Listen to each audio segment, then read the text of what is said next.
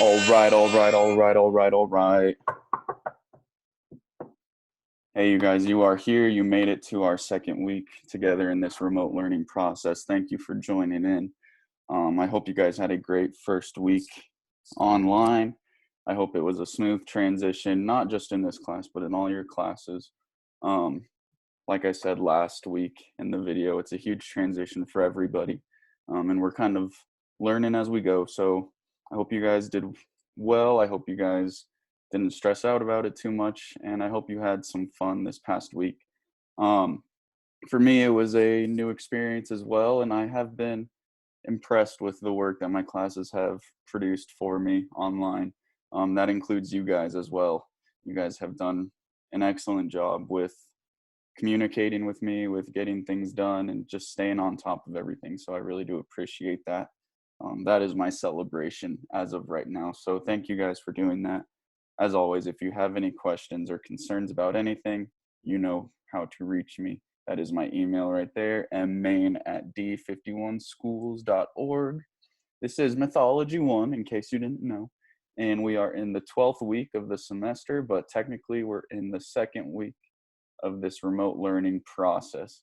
Those are some pictures related to the myth we're going to look at this week. And these are my office hours, 9 a.m. to 10 a.m.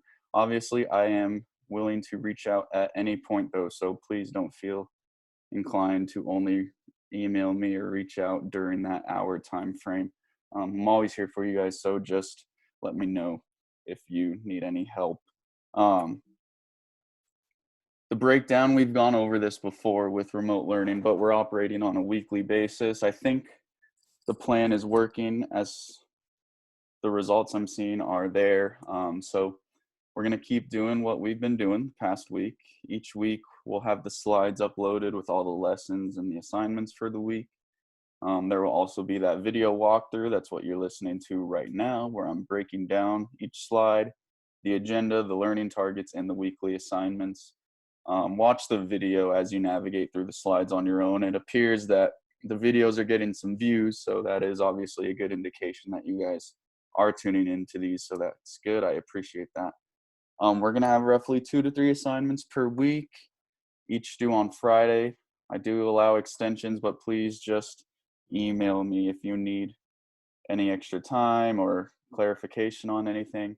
I'm still available to help you, so please just let me know if you need anything and we'll get you squared away.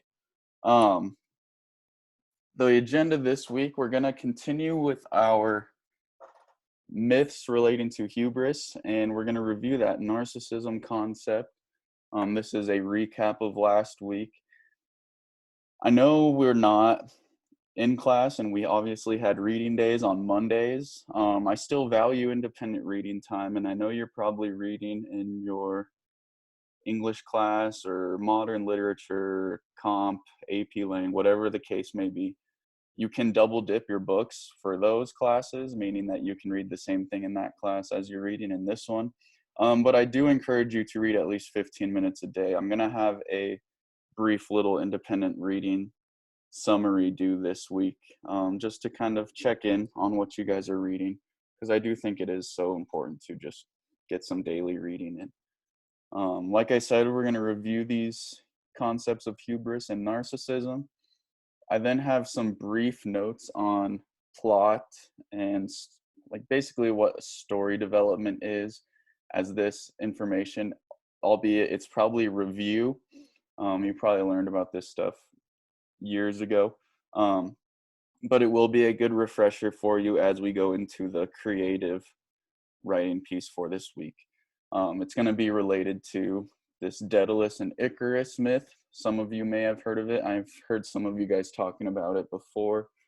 Some may have no idea. That is totally fine. We are going to look at that one together this week. This is a continuation of the hubris myths. We are nearing the end of our hubris myths, and we're slowly going to be diving in then to the hero section of our time together.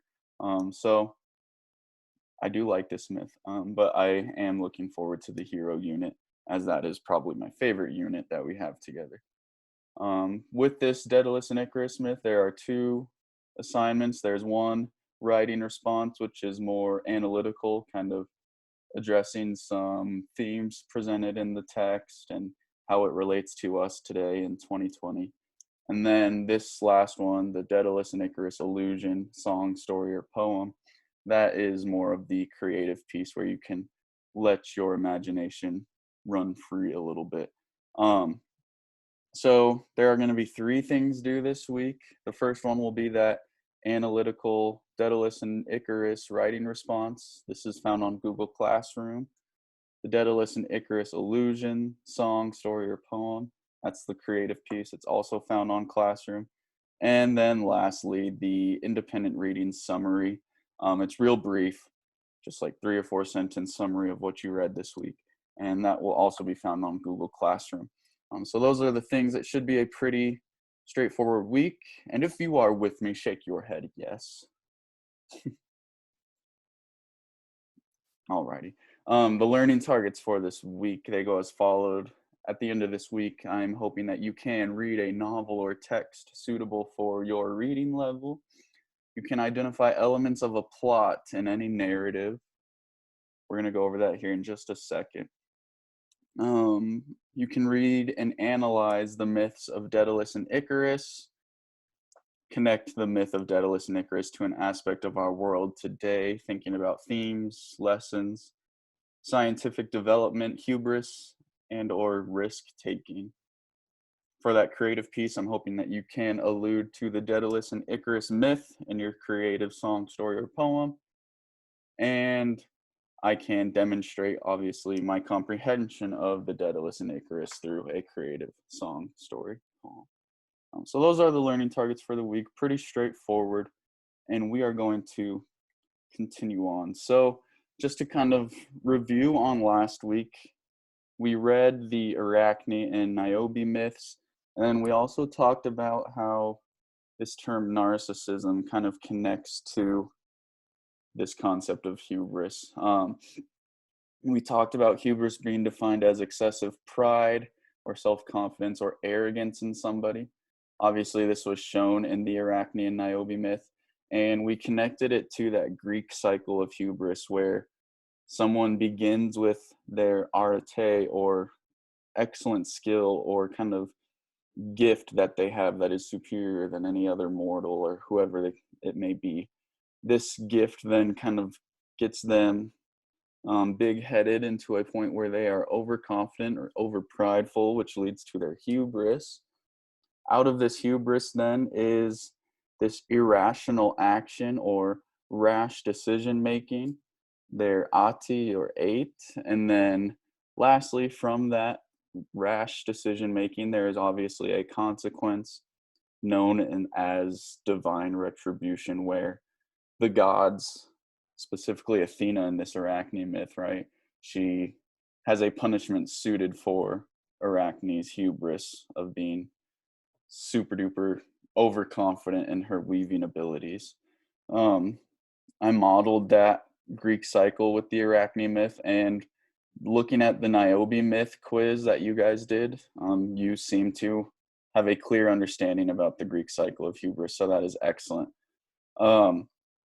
We then, towards the end of last week, we looked at narcissism being defined as excessive interest in or admiration of oneself and one's physical appearance. Though I think it stems more out than just physical appearance, right? There are two forms of narcissism. There's the grandiose and the vulnerable narcissism. So someone who has a sense of grandiose narcissism, this would be the extroverted person trying to control a room through their loud, kind of arrogant behavior. They're loud, they're trying to seek attention because they ultimately want this power over people. The video we watched, that TED Talk, talked about how some celebrities and politicians kind of exhibit this form of grandiose narcissism.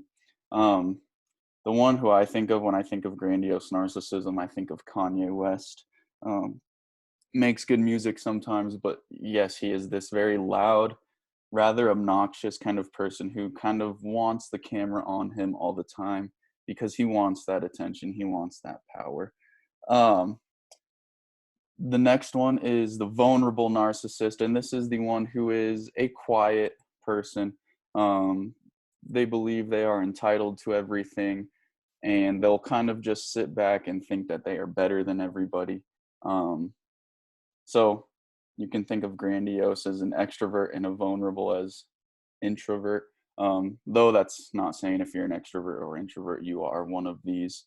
This is kind of just a good dichotomy or contrast to kind of separate the two. So as we are going through this Daedalus and Icarus myth for this week, think about these two terms, hubris and narcissism, as we continue to read this. Before we read, though, we are going to look at this sort of plot formation. You've probably seen this before. There are really 5 elements to a plot. We start at the very beginning, and I'm going to give some further definitions on this. This is applicable to any narrative, any story. We have the beginning, known as the exposition, the rising action, the climax at the top. Following the climax, we have the falling action, and then the denouement, also known as resolution. I'm going to go through these slides really quick. Like I said, I think you guys probably have a brief notion of this already, but it's here for you in case you need to refresh, or if this is totally new. I think it's pretty straightforward. We have the very beginning of any story. This is known as the exposition, and this is where basic character traits and plot elements are revealed. Things like setting are revealed. Some of the conflict is hinted at in the story at this point. Smaller conflicts obviously may be later addressed through like minor characters and things like that. But overall, we are able to get the gist of the trajectory of the story based along the lines of what is the major conflict.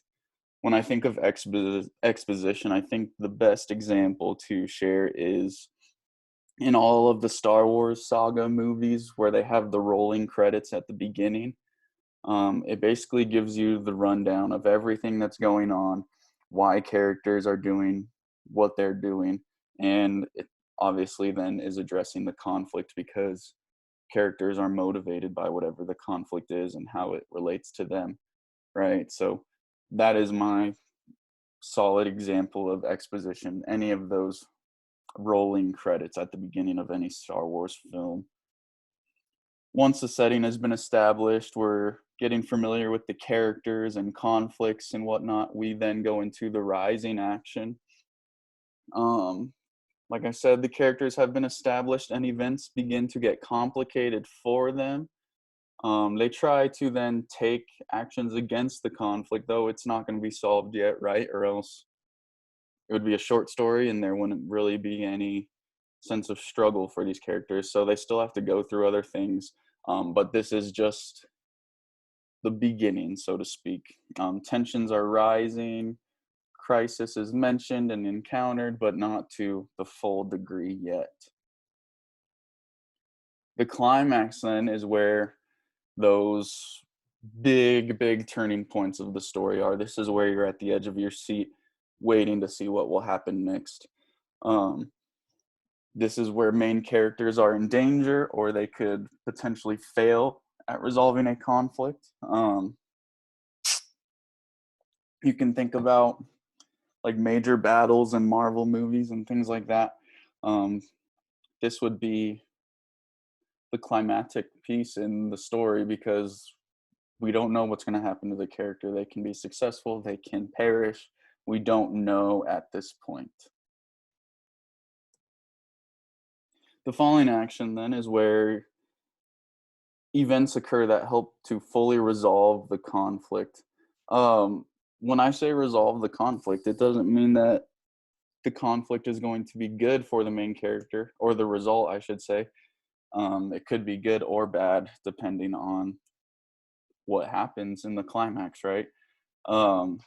So decisions that the main character makes in the climax, it's revealed as good or bad in the following action.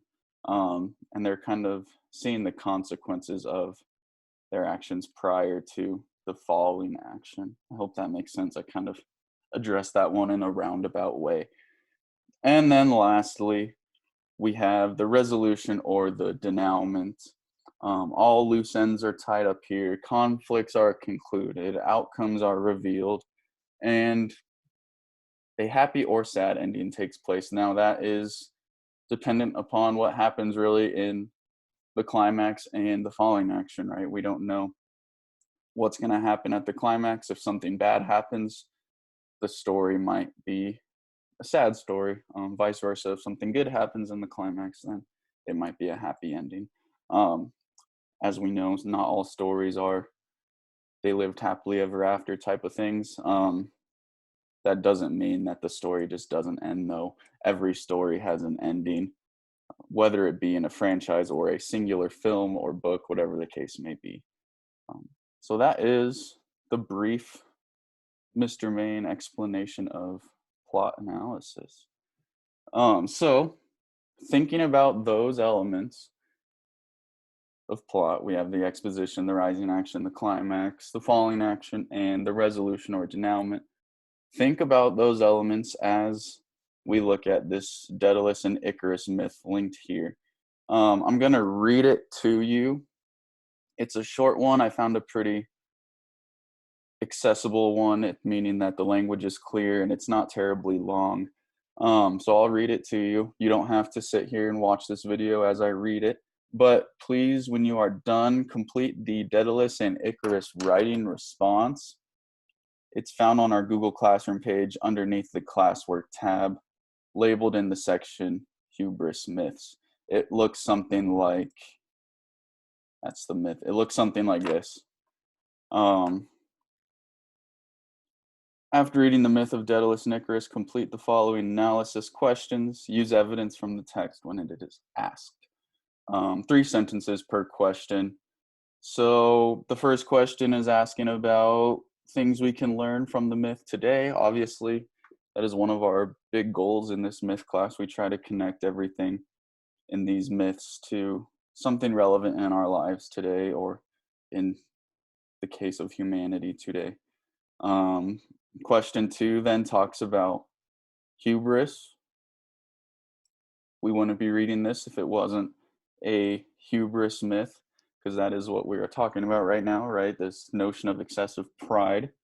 And then lastly, last 2 questions are rather opinionated. There are no real right or wrong answers for these 2, but just give me your thoughtful explanations as you answer those, and you will be good to go. If you have questions on how to attack this at all, let me know. Like I said, that is the Daedalus and Icarus writing response. I'm going to read the myth now. You click this right here, and it will take you to this right here. This is the Daedalus and Icarus myth. Like, I know some of you guys have read this, but I'm going to read it with you again. And I'm going to start in 5, 4, 3, 2, 1. And here we go. It says, the island of Crete was ruled by King Minos, whose reputation for wickedness had spread to every shore. One day he summoned to his country a famous inventor named Daedalus. Come, Daedalus, and bring your son Icarus too. I have a job for you, and I pay well. King Minos wanted Daedalus to build him a palace with soaring towers and a high curving roof. In the cellars there was to be a maze of many corridors, so twisting and dark that any man who once ventured in there would never find his way out again. What is it for? Asked Daedalus. Is it a treasure vault? Is it a prison to hold criminals?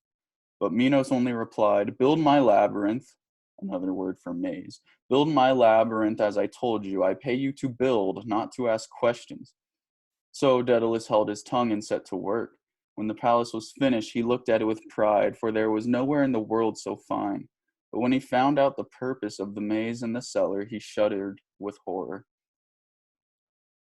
For at the heart of that maze, King Minos put a creature that was half man, half beast, a thing almost too horrible to describe. He called it the Minotaur, and he fed it on men and women.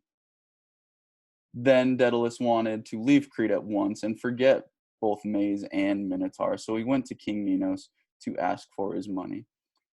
I regret, said King Minos, I cannot let you leave Crete, Daedalus. You are the only man who knows the secret of my maze and how to escape from it. The secret must never leave this island, so I'm afraid I must keep you and Icarus here a while longer. How much longer? Gasped Daedalus. Oh, just until you die, replied Minos cheerfully. But never mind, I have plenty of work for a man as clever as you. Daedalus and Icarus lived in great comfort in King Minos' palace, but they lived the life of prisoners. Their rooms were in the tallest palace tower with beautiful views across the island. They ate delectable food and wore expensive clothes. But at night, the door of their fine apartment was locked and a guard stood outside. It was a comfortable prison, but it was a prison even so. Daedalus was deeply unhappy. Every day he put seed out on the windowsill for the birds. He liked to study their brilliant colors, the clever overlapping of their feathers, the way they soared on the sea wind. It comforted him to think that at least they were free to come and go. The birds had only to spread their wings and they could leave Crete behind them, whereas Daedalus and Icarus must stay forever in their luxurious cage. Young Icarus could not understand his father's unhappiness. But I like it here, he said. The king gives us gold and this tall tower to live in. Daedalus groaned. But to work for such a wicked man, Icarus, and to be prisoners all our day, we shan't stay, we shan't. But we can't get away, can we? Said Icarus. How can anybody escape from an island? Fly? He snorted with laughter. Daedalus did not answer. He scratched his head and stared out of the window at the birds pecking seed on the sill. From that day onward, he got up early each morning and stood at the open window. When a bird came for the seed, Daedalus begged it to spare him one feather. Then each night, when everyone else had gone to bed, Daedalus worked by candlelight on his greatest invention of all. Early mornings, late nights, a whole year went by. Then one morning, Icarus was awakened by his father shaking his shoulder. Get up, Icarus, and don't make a sound. We are leaving Crete. But how? It is impossible. Daedalus pulled out a bundle from under his bed. I've been making something, Icarus. Inside were four great folded fans of feathers. He stretched them out on the bed. They were wings. I sewed the feathers together with strands of wool from my blanket. Now hold still. Daedalus melted down a candle and daubed his son's shoulders with sticky wax. Yes, I know it's hot, but it will cool soon. While the wax was still soft, he stuck two of the wings to Icarus's shoulder blades. Now you must help me put on my wings, son. When the wax sets hard, you and I will fly away from here, as free as birds.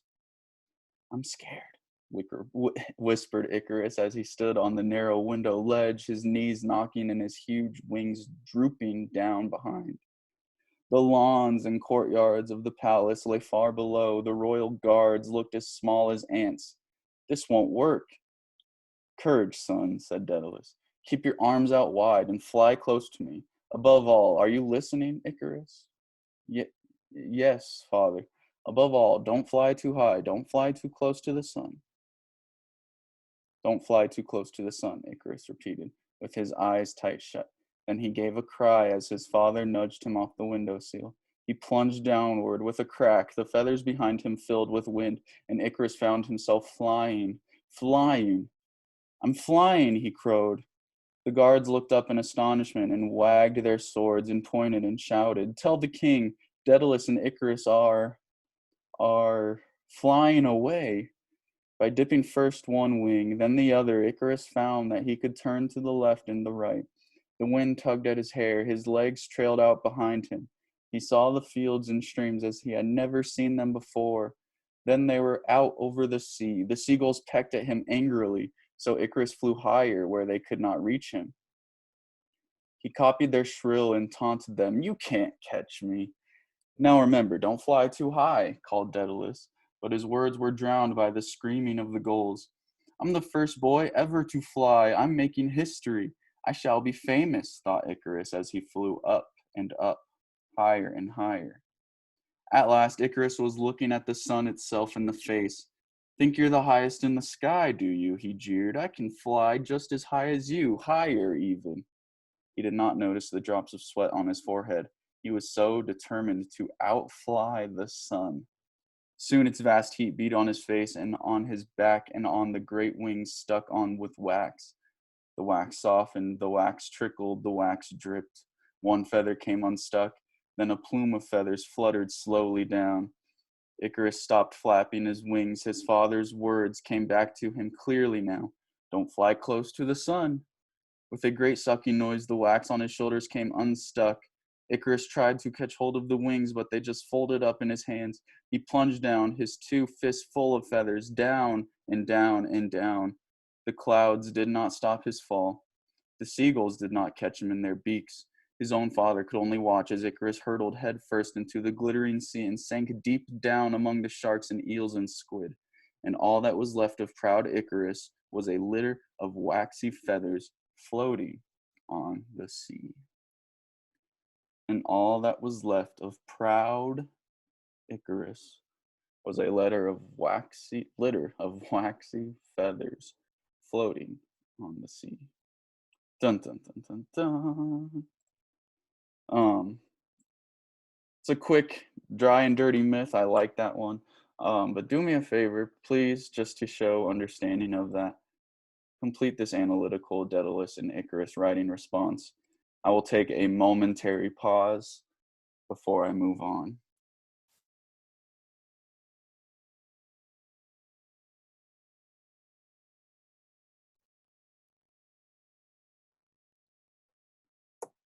Alrighty, welcome back. Moving into that creative piece for this myth. We like to do creative writing in this class, as you guys know, obviously. This one, it might be similar to one we've done in the past. It might not. It's really however you want to frame it. But we are going to make sure we touch on this concept of illusion and apply it to our creative writing. So an illusion is an expression designed to call something to mind without mentioning it.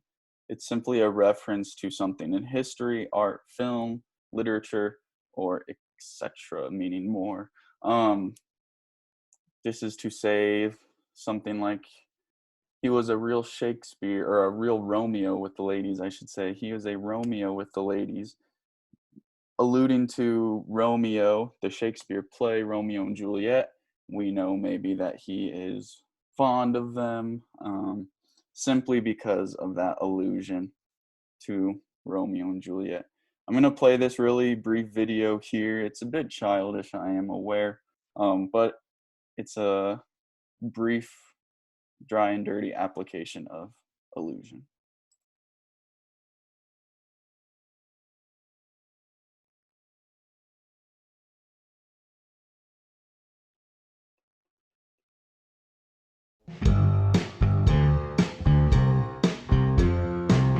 Sometimes my dog is Dr. Jekyll, but other times he is Mr. Hyde. Why does the man refer to a well-known character when describing his dog? You remember the story of Dr. Jekyll and Mr. Hyde, right? Dr. Jekyll is kind and friendly, but sometimes he turns into Mr. Hyde, who is violent and evil. By referring to Dr. Jekyll and Mr. Hyde, the man can quickly illustrate his dog's personality. This is called allusion. An allusion is a reference to someone or something commonly known from literature, history, religion, or other areas of culture. It helps writers and speakers express ideas quickly and effectively. Find another allusion to describe the dog's personality.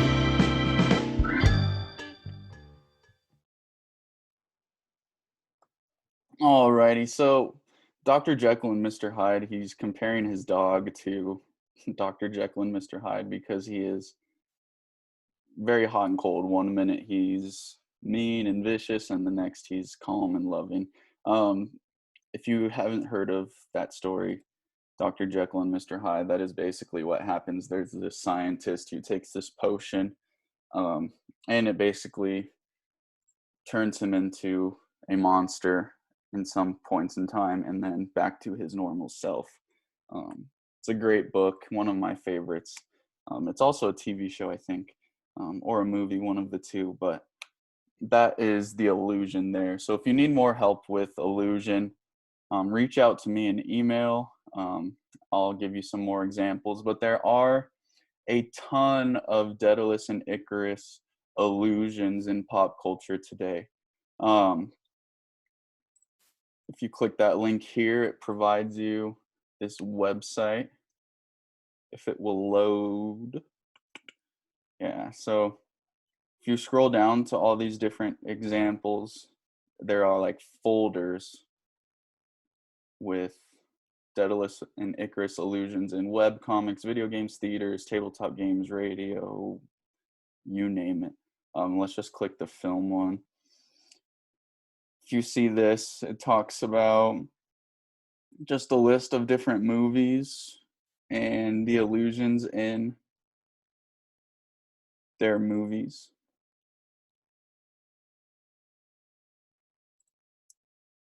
Even songs and poems have been alluded to or have alluded to the Daedalus and Icarus myth. There's this Iron Maiden song. It's literally called Flight of Icarus. It's a rather weird music video. I'm not going to play it in this video. There we go. You can watch it if you want. There are no bad words. The lyrics for that song are pasted right here. Flight of Icarus by Iron Maiden. You look at this phrase like fly as high as the sun, fly on your way like an eagle, fly as high as the sun, on your way like an eagle. Obviously, these lyrics are directly alluding to the Icarus myth. It's a direct allusion. Do watch the video. I think it is interesting, and the lyrics you can see definitely connect back to the myth. There's a Netflix documentary called Icarus. It's a story about a cyclist and a doping scandal. I have not watched it. It's on my list, but probably watch it now. Just try to find the illusion there more than just the title of the documentary. And I found out there's a video game called Kid Icarus, which is a role-playing game. There he is. I've never played that, but I thought that was interesting. Moving forward is the creative assignment for this week. And it says, using the newfound knowledge that you have about the Daedalus and Icarus myth, create an original story, poem, or song lyrics that alludes to the myth of Daedalus and Icarus. Click here for further instructions about the assignment. So I click here. And it pulls me up to this. Week 12, remote learning. Week 2, Daedalus and Icarus illusion, song, story, poem. And the directions say that so far this week we have read the Daedalus and Icarus myth and analyzed the themes presented in the myth. Also, we have defined the term illusion as a reference, direct or indirect, to something in pop culture. This could be a book, a film, a piece of art, etc. Now it's time for you to get creative again. We have done a lot of creative writing in class, such as comic strip writing, alternate perspective writing, and more. For this assignment, create a story, poem, or song lyrics that alludes to references. They can be direct or indirect references to the Daedalus and Icarus myth. Look on slide 13 for this week for some inspiration. You can tweak details however you'd like. For example, you can put a modern twist on the tale, but just make sure that you are able to justify your allusion to the myth. So if you are struggling trying to figure out some allusions, get some inspiration from these, I would recommend starting here potentially, where it shows the folders with all the different forms of pop culture and the allusions presented in those folders. You can take a look at these song lyrics for this Iron Maiden Flight of Icarus. If you think about it, we've really done this a lot with all of our other stories, with our Demeter and Persephone alternate viewpoints. We are directly alluding to the Demeter and Persephone myth. So you can do something like that, or you can take a totally different route.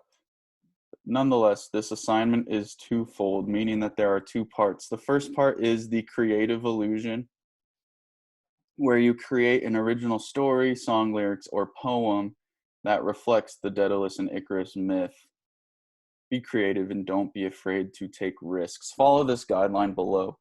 If you choose a story, try to make it like a page and a half in length, double spaced. Some ideas include a diary entry of one of the characters. Maybe you could do a diary of Daedalus or Icarus. You can do a Morgan Freeman style narration of the tale.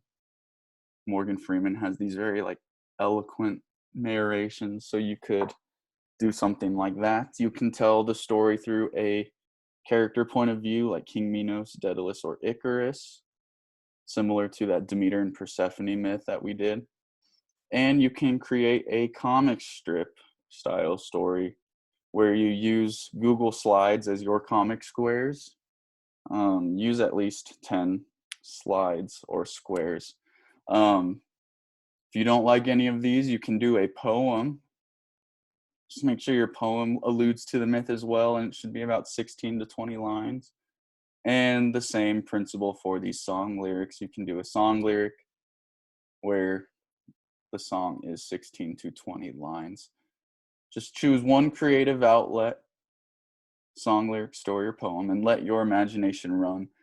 I do just ask that you make sure your creative myth has all the elements of plot in relation to that Daedalus and Icarus myth that we read. We went through these notes earlier this week with the exposition, rising action, climax, and falling action, and the resolution and denouement. Make sure you incorporate those plot points from the myth into your creative story. After you've done that, just give me a brief justification explanation paragraph.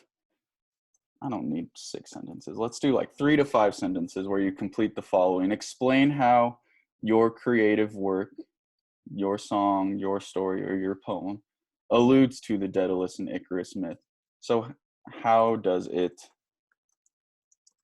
reference the myth of Daedalus and Icarus?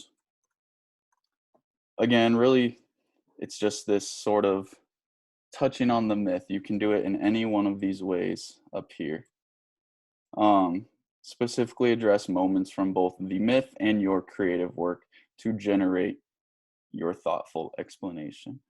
This doesn't need to be too lengthy right here. Just give me a brief 3 to 5 sentence explanation of the illusion. If you go and you make a song and record it and share it with me, I will give you some extra points on it.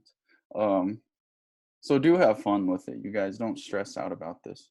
I want to see some creative work because I know you guys have it in you. You've shown me all year long. I'm going to take a momentary pause and then we will get into the very last thing for the week.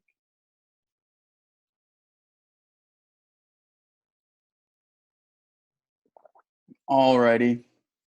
Lastly, for this week, just to kind of check in on your independent reading, I want to have you guys give me a 3 to 4 sentence summary of what you read this week. If you're not reading an independent novel, right now, take a look at this website linked here. It's full of articles related about COVID-19.